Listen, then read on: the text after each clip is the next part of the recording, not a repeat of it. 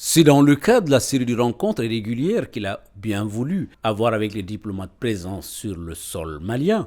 Le Premier ministre, chef de gouvernement, le Dr Choguel Kokala Maïga, a reçu ce mercredi 4 novembre 2021 dans l'après-midi à la primature. Dans un format régional, les ambassadeurs des pays membres de la CEDEAO accrédités au Mali au grand complet. Une rencontre qui s'inscrit aussi dans la dynamique de dialogue et de coopération avec l'organisation sous-régionale, la CEDEAO, qui est restée saisie du dossier Mali, comme en témoigne la récente visite ici du président de la République du Ghana. Présent en exercice de la conférence des chefs d'État et de gouvernement de la CEDEAO, ainsi que les échanges permanents avec le comité local de suivi de la transition mis en place par la CEDEAO.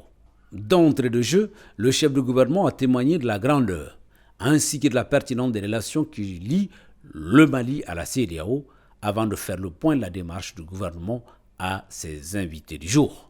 La transition en cours est une opportunité pour les Maliennes et Maliens de redresser leur pays, le Mali, qui n'a que trop souffert de l'instabilité, de l'insécurité et des conséquences de la mauvaise gestion politique et économique.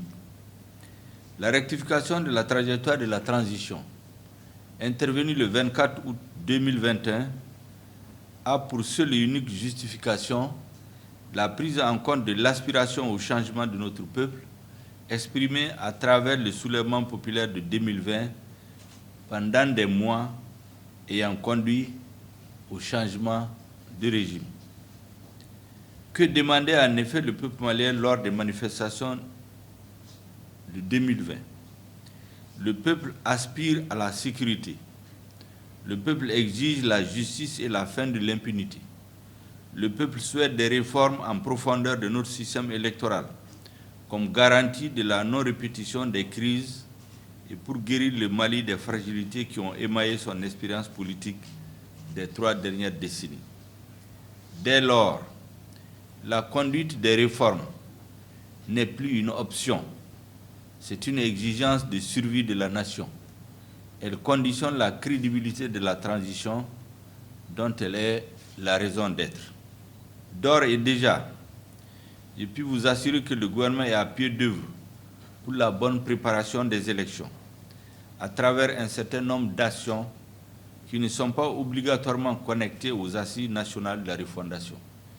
Il s'agit notamment de la mise en place de l'organe unique de gestion des élections, dont la nomination des membres suivra immédiatement après l'adoption de la loi qu'il est prévu de faire adopter au plus tard à la fin de l'année 2021.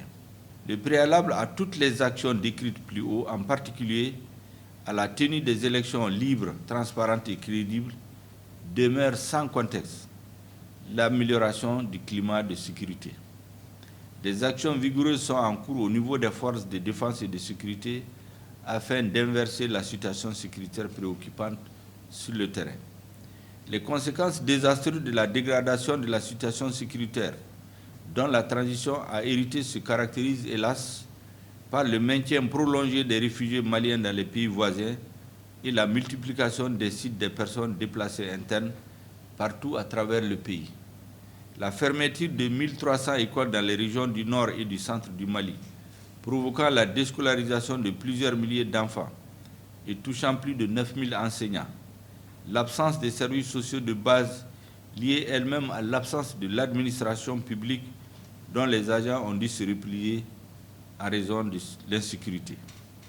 Cette situation sécuritaire préoccupante engendre un impact lourd sur la situation humanitaire au Mali.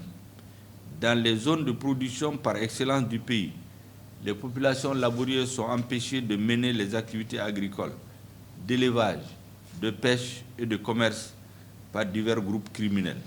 Le gouvernement que j'ai l'honneur de diriger est entièrement dédié à cette tâche, consistant à la fois à rester chevillé aux intérêts de notre peuple et à observer dans la mesure du possible ses engagements internationaux dans un environnement contraint et à mettre en route, à partir des assises nationales de la refondation, l'ensemble des actions devant conduire au retour à l'ordre constitutionnel. Au sortir de cette rencontre, l'ambassadeur du Sénégal au Mali, au micro de Mali Online. étant ambassadeur représentant les pays voisins qui sont membres de la CEDEAO, comme vous le savez, nous sommes à quelques jours d'un sommet qui est très important, et pour le Mali, mais également pour les pays amis et frères du Mali, parce que ce qui se passe ici au Mali nous concerne tous. Et donc, nous appeler ici pour échanger sur la situation globale du pays. Je pense que c'est une démarche qu'il faut saluer, une démarche inédite, comme je l'ai dit tantôt, une démarche inclusive qui nous permet, bien qu'étant ici, étant acteurs et observateurs, de comprendre encore au mieux la situation du Mali. Et étant un représentant, nous avons un devoir aussi de compte-rendu, d'explication à nos autorités. Et donc, au sortir de cette rencontre avec le Premier ministre, nous sommes encore mieux, plus édifiés sur la démarche du gouvernement de la transition, sur la dynamique qui est de mise. Et donc, ça nous permet d'édifier encore les autorités que nous représentons ici.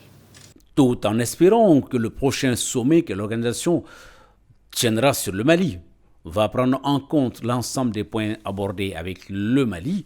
Jusque-là, le Premier ministre a salué l'engagement de la CEDEAO pour la résolution de la crise malienne.